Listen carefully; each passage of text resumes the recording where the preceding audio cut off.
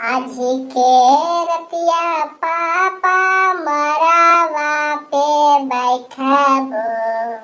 आजी के रतिया पापा मरावा पे बैठबो।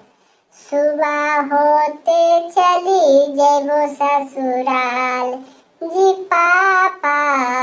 सुबह होते चली जेबो ससुराल। एक दिन तो जाए पड़ता दामाद जी के घरवा।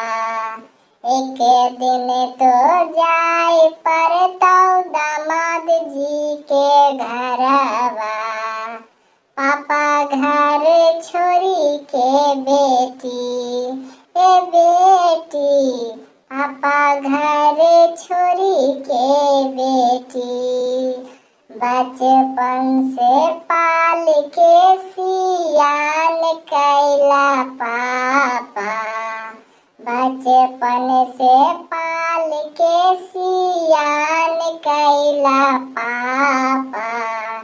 जाई के मन ना करको ए पापा। छोरे के मन ना करको ए पापा।